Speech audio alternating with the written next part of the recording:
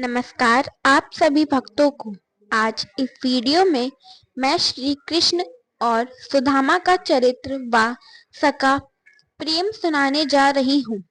उनमें कितना सच्चा मित्रता का भाव था और श्री कृष्ण ने अपने भक्त सुदामा को किस तरह धन धान्य से युक्त कर दिया, उनकी एक मुट्ठी चावल का किस तरह मूल चुकाया। उनकी थोड़ी भक्ति से व्यक्ति सद्गुणों से युक्त होकर उनके परम धाम वैकुंठ को प्राप्त कर लेता है। तो जानते हैं श्री कृष्ण और उनके सखा सुदामा का प्रेम। सुनिए। एक ब्राह्मण भगवान श्री कृष्ण के परम मित्र थे।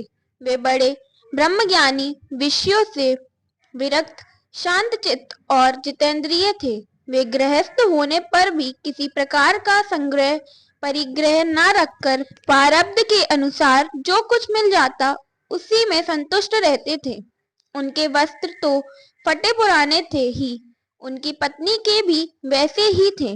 वह भी अपने पति के समान ही भूख से दुबली हो रही थी। एक दिन दरिद्रता की प्रतिमूर्ति दुखिनी पतिव्रता भूख के मारे कांपती हुई अपने पतिदेव के पास गई और मुरझाए हुए मुंह से बोली, भगवान साक्षात लक्ष्मीपति भगवान श्री कृष्ण आपके सखा हैं। वे भक्त वाचा कल्पतरु शरणागत वत्सल और ब्राह्मणों के परम भक्त हैं। परम भाग्यवान आर्यपुत्र वे साधु संतों के सत्पुरुषों के एकमात्र आश्रय हैं। आप उनके पास जाइए। जब वे जानेंगे कि आप कुटुंबी हैं और अन्न के बिना दुखी हो रहे हैं तो वे आपको बहुत सा धन देंगे। आजकल वे भोज, वृषणा और अंधकवंशी यादवों के स्वामी के रूप में द्वारका में ही निवास कर रहे हैं और इतने उदार हैं कि जो उनके चरण कमलों का स्मरण करते हैं उन प्रेमी भक्तों को वे अपने आप तक का दान कर डालते हैं। ऐसी स्थिति में जगत गुरु भगवान श्री कृष्ण अपने भक्तों को यदि धन और विश्व सुख, जो अत्यंत वांछनीय नहीं है, दे दे तो इसमें आश्चर्य की कौन सी बात है। इस प्रकार जब उन ब्राह्मण देवता की पत्नी ने अपने पतिदेव से कई बार बड़ी नम्रता से प्रार्थना की, तब उन्होंने सोचा कि धन की तो कोई बात नहीं है, परंतु भगवान श्री कृष्ण का दर्शन हो जाएगा, यह तो जीवन का बहुत बड़ा लाभ है। यही विचार करके उन्होंने जाने का निश्चय किया और अपनी पत्नी से बोले, कल्याणी, घर में कुछ भेंट देने योग्य वस्तु भी है क्या? यदि हो तो दे दो। तब उन ब्राह्मणी ने पास पड़ोस के ब्राह्मणों के घर से 4 मुट्ठी चियोड़े मांगकर एक कपड़े में बांध दिए और भगवान को भेंट देने के लिए अपने पतिदेव को दे दिए। इसके बाद वे ब्राह्मण देवता उन चियोड़ों को लेकर द्वारका के लिए चल पड़े। वे मार्ग में यह सोचते जाते कि मुझे भगवान श्री कृष्ण के दर्शन कैसे प्राप्त होंगे।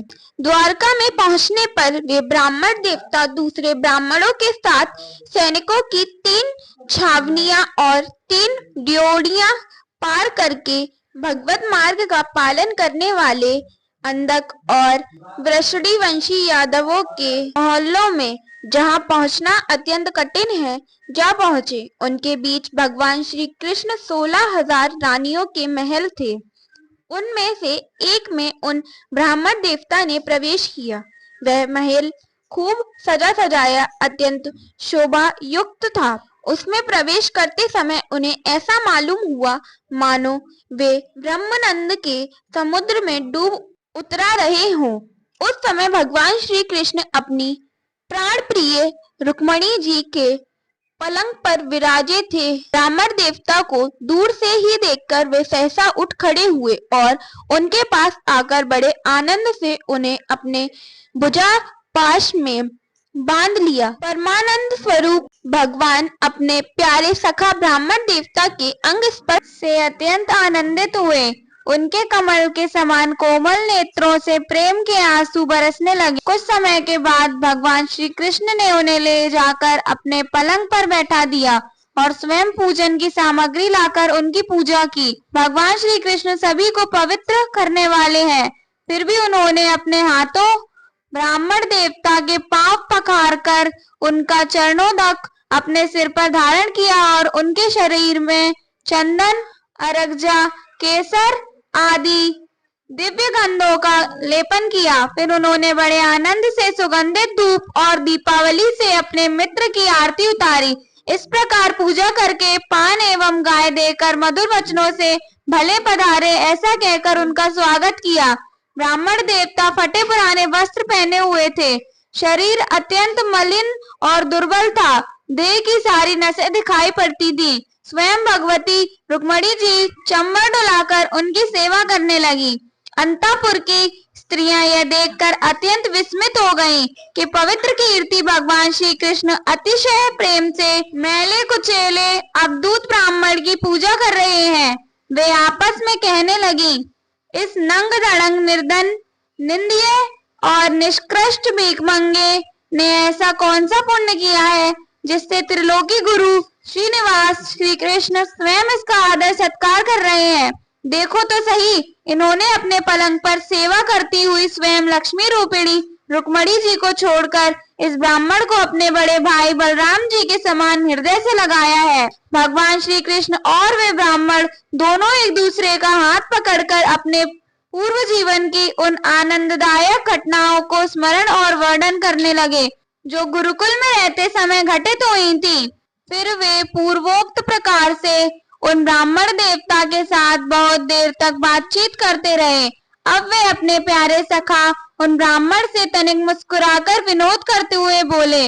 उस समय भगवान श्री कृष्ण उन ब्राह्मण देवता की ओर प्रेम भरी दृष्टि से देख रहे थे। भगवान श्री कृष्ण ने कहा, ब्राह्मण, आप अपने घर से मेरे लिए क्या उपहार लाए हैं? मेरे प्रेमी भक्त जब प्रेम से थोड़ी सी भी वस्तु मुझे अर्पण करते हैं तो वह मेरे लिए बहुत हो जाती है, परंतु मेरे अभक्त यदि बहुत सी सामग्री भी मुझे भेंट करते हैं तो उससे मैं संतुष्ट नहीं होता।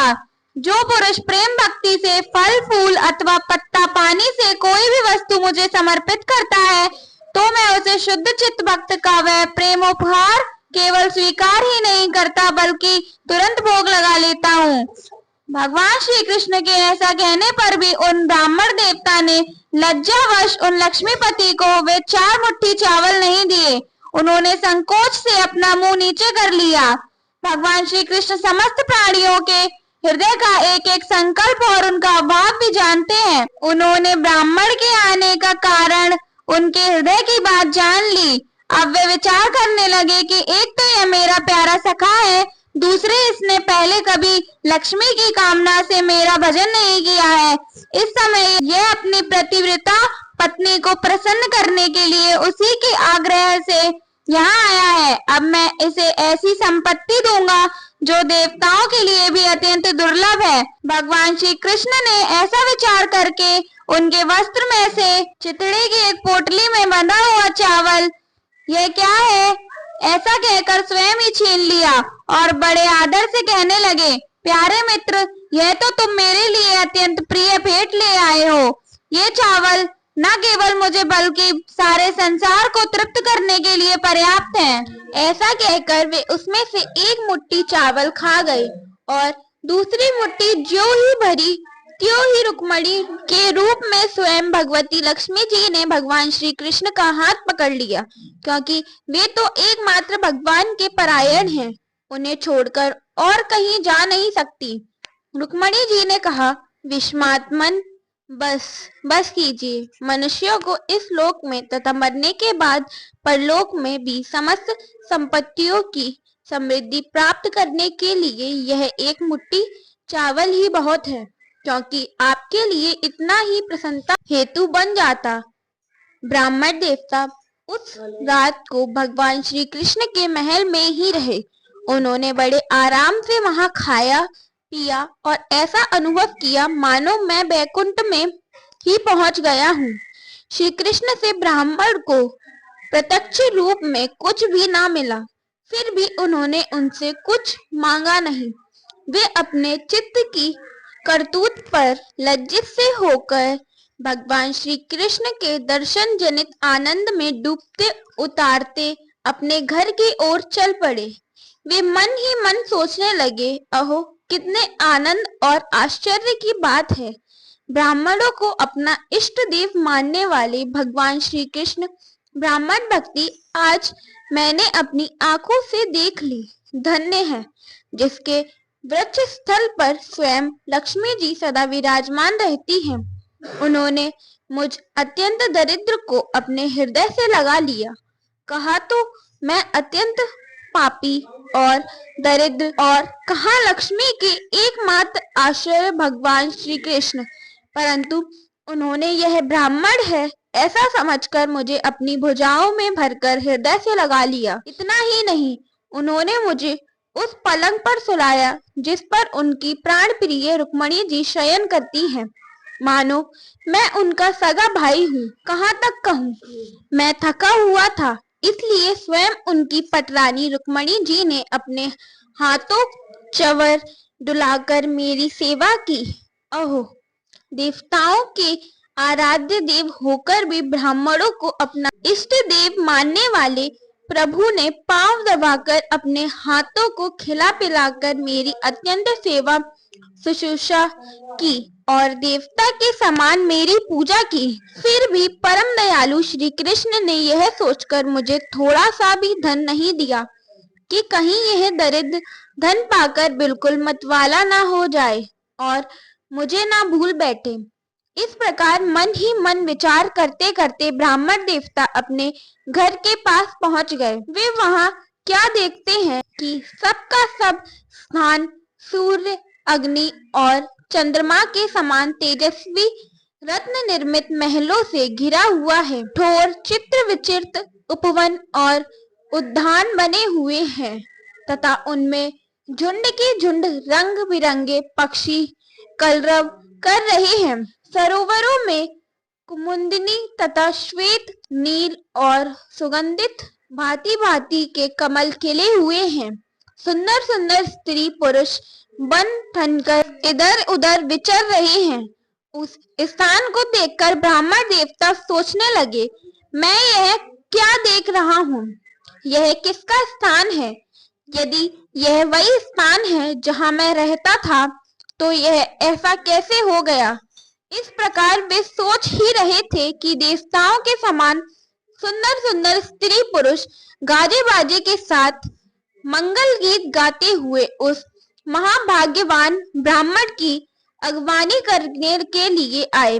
पतिदेव का शुभ आगमन सुनकर ब्राह्मणी को अपार आनंद हुआ और वह हड़बड़ाकर जल्दी जल्दी घर से निकल आई। वह ऐसी मालूम होती थी मानो मूर्तिमती लक्ष्मी जी ही कमलवन से पधारी हो। पतिदेव को देखते ही पतिव्रता पत्नी के नेत्रों में प्रेम और उत्कंठा के आवेग से आंसू छलक आए। उसने अपने नेत्र बंद कर लिए। ब्राह्मणी ने बड़े प्रेम भाव से उन्हें नमस्कार किया। ब्राह्मण पत्नी सोने का हार पहनी हुई दासियों के बीच में विमान स्थित देवांगना के समान अत्यंत शोभायमान एवं दैदिव्यमान हो रही थी। उसे इस रूप में देखकर वे विमस्त हो गए। उन्होंने अपनी पत्नी के साथ बड़े प्रेम से अपने महल में प्रवेश किया। उनका महल क्या था, मानो देवराज इंद्र का निवास स्थान। इसमें मणियों के सैकड़ों खंभे खड़े थे, हाथी के दांत के बने हुए थे और सोने के पात से मड़े हुए पलंगों पर दूध के फेन की तरह श्वेत और कमल बिछौने बिछ रहे थे। बहुत से चवार वहां रखे हुए थे जिनमें सोने की डंडियां लगी हुई थी। सोने के सिंहासन शोभायमान हो रहे थे जिन पर बड़ी कोमल कोमल गद्दियां लगी हुई थी।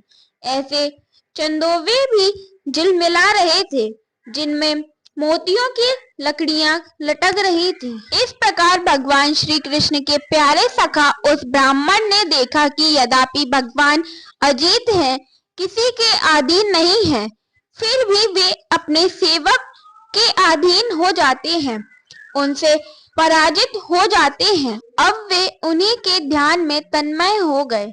ध्यान के आवेग से उनकी अवधि की गांठ कट गई और उन्होंने थोड़े ही समय में भगवान का धाम, जो कि संतों का एकमात्र आश्रय है, प्राप्त किया।